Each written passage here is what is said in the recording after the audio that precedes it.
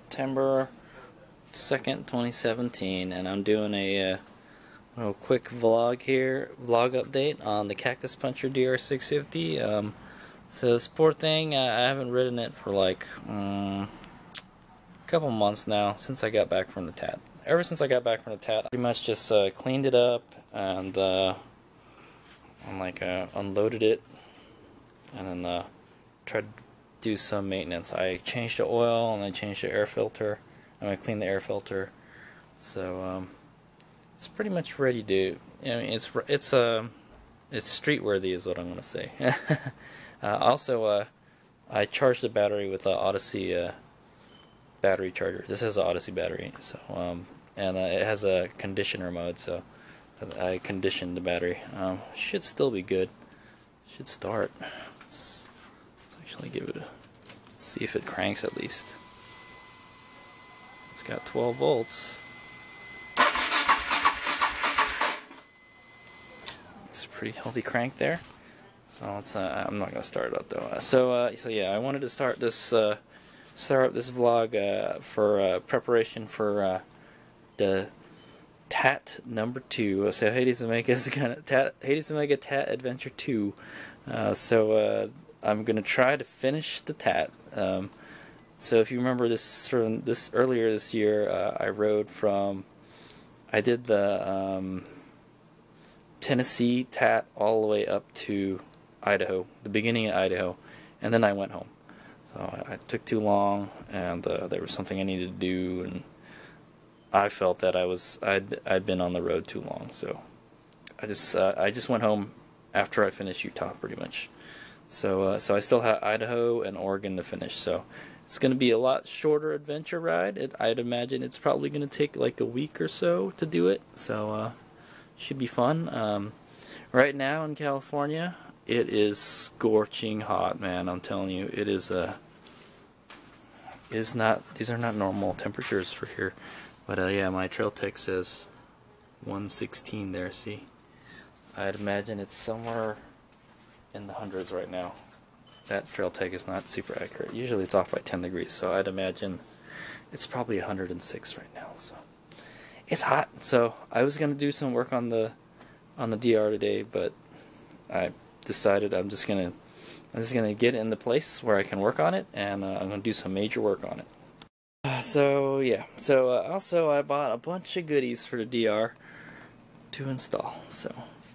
So here, actually, no, I don't know. Where did I get this wheel from? I may have got it from this. I'm not sure. Anyway, I got another wheel here, and I was thinking of riding the Mojave Road. Mojave Road is a road that goes through the Mojave National Preserve, and I heard there's a lot of sand on it though, but it should be fun. So I'm cool. I'm game. I'm gonna play with some sand. It's fine. I don't really want to play with sand with like all the stuff on the bike, but I'll do it if I have to. But anyway, so I was thinking like, hey, well, let's go refresh the front end on the DR. As I've always had problems with the front end on this DR. It's always been unstable in the sand, so I'm trying to fix that. I didn't really have that much trouble in the sand and on the TAT, but you know, my technique is to just go faster.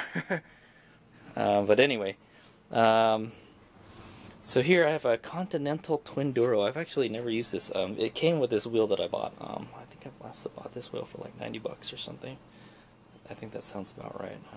So I'm going to try this Continental Twin Duro out. I've never tried it before. Looks like a pretty good adventure bike tire.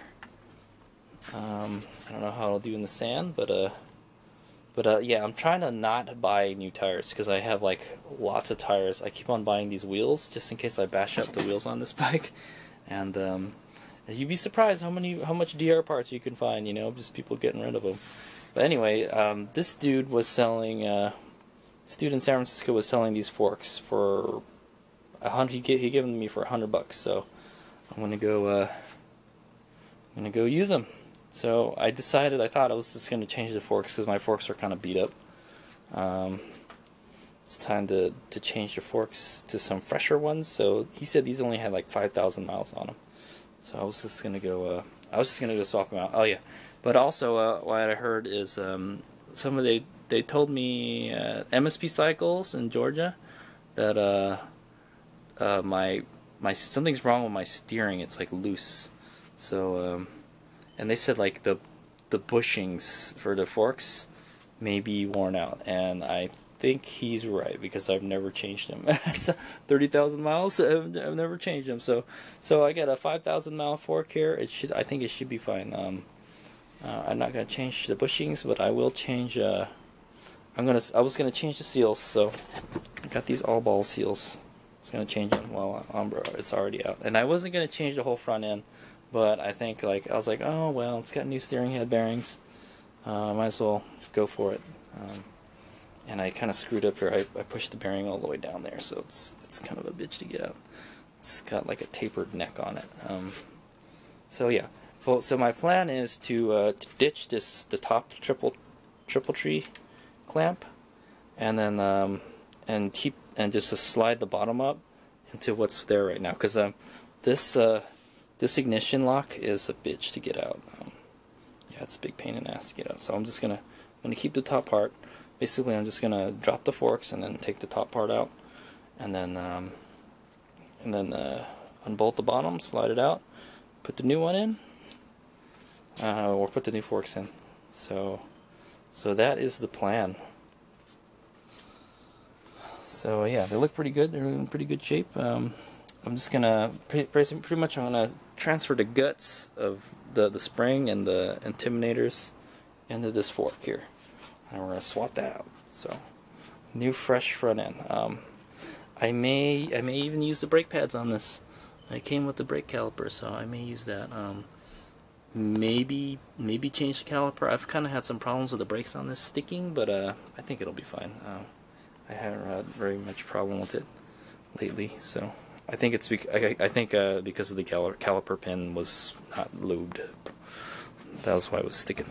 Also, I got a new goggle lens. If you remember, I cracked my goggles, so I'm gonna go replace those. It should be pretty easy. Instead of buying a new goggle, I decided to just change the lens. Goggles are still good, so get more life out of them. What else? This is all stuff that I took off of the bike, but here I have my mirror, my take-down mirror, a double-take mirror, and you can see it. I cracked this when I left sided the bike in Mississippi, so I'm gonna go change the lens. I just bought the lens. The lens is like $10, so basically I'm just gonna take this out, and they said you're supposed to like put it on with like silicone. So that's what I'm gonna do. It should quell the vibrations. Let's put this in here so it's dirty. It's pretty nice lens actually. I also got a new ball for it. The old ball was in pretty gnarled up shape. So this is what the old ball looked like. Pretty beat up. It's seen better days. It's long days of a mirror attached onto it, so it's a new ball. Change that. That should be pretty easy. Maybe I can do that today. Screw it in. How easy. I'm gonna go change my spark plugs. I got 10,000 miles on those spark plugs. They're iridium plugs. I just, change them often. Well, might as well, might as well do a little tune-up. So we're gonna do that, and then I got a number 150 jet for main jet for the FCR MX carb in this bike. So I'm gonna go install this. I'm hoping that it'll give me better gas mileage. I think the bike's running a little rich, and I figure we're probably going to be riding in like higher elevation, so it'll probably help. I see that I'm running a 155 main jet right now, so that's what came with the kit on the bike. I think it's too rich because it runs fine everywhere, but like until I get to a wide open throttle. After 5,000 RPM, it just loses a lot of power. You can't really twist it too much unless you really rev it out. So I'm gonna install this, and hopefully this will help, and I'll get better gas mileage. I'm getting somewhere in like 35 to 40s. So we're going to do that while I'm in there. And then I'm going to adjust the valves too. Well, I'm going to check the valves first and then adjust them if they need to be. I've never had to adjust the valves on this bike for quite some time. I keep on checking them and they're always okay. So if they're okay, I'm not going to touch them, but we'll check them again. I always check them. This is so easy to do on that bike. Why not? And then I got some fork oil. It's a Motul fork oil. It's the only stuff I can get. It's a little bit more expensive than the what's the ones? The Maximum fork oil that I normally get. It's got a kind of cool bottle with I think it has a little hose on it. So that's nice. So new fork oil. Yeah, new fork oil. Man, am I sweating right now. It's just so hot right now. That's why I'm not going to work on the bike today. So that's pretty much all I got. That's what I got to do. Also, yeah, I'm going to swap this tire out. Check the bearings out. And I'm probably going to swap that Shinko 805 for a newer one. I have a newer one that only has like 1,000 miles. This one has like 3,000 miles on it. So I'm going to go ahead and swap that out with this, and then we can put that on. That'll be good for like if I'm going to go do a dual sport event. That'll be a good tire for that. So yeah. And then I just did some brake work on my Mitsubishi Galant, so I still have some leftover brake fluid. So I'm going to go, it's still pretty fresh. It's within like, I don't know, I opened it like a week ago. So it should be fresh, so I should be able to do a brake flush. If you remember, I faded the brakes on this bike a while ago, and I might as well do that, and I might as well change the pads too. I think these pads are pretty new. Maybe not. Actually, they don't look very new. Maybe I'll just go buy some new brake pads. I don't know. We'll see. Or maybe I'll take those pads with me, and then I could change them while I'm on the road. I mean, the best thing to do would just be put a fresh set of pads. How much do brake pads cost? $20, you know? Shit. Yeah, I might as well just go do that, you know. But I'll take those brake pads out and I'll look at them more closely. But those look like they're pretty done already too. So 5,000 miles. I don't know. Is that enough to do in some brakes? I guess if you live in San Francisco, yeah. So yeah. So that's the plan. So once I get all that work done, the bike is pretty much ready for another adventure. Dude. So it's the beginning of September. By like September, yeah, by the end of September, the bike has to be ready. So yeah, I decided didn't do the Japan trip. Instead I'm just gonna finish the TAT, and I was gonna incorporate the Nevada BDR in it too. So those are the plans. So I'll keep you guys. I'll do vlogs along the way of the work I did. Probably I'll put this in today. It's probably the easiest one to do. And yeah, I can take the crap off of this mirror. Also, I gotta get the bike in a place where I'm gonna work on it. I moved my impulse back here so I can charge it easier, and then I'm gonna put the DR up here, so where I can work on it. Alrighty, so that is the update. Pretty much just have to do this and then pack the bike and then go on another adventure. Alright, HadesOmega out. It's on there. So all I had to do was basically I put the mirror on there and then I use the mirror to tighten it.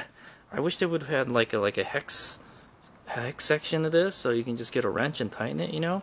It'd be easier to take it on and off. It's something so simple and they can't do it, you know? It's not like it would make it, well, I guess it might affect the movement. I don't know. Alright, so there's the first one. And just get the bike into place. HadesOmega out.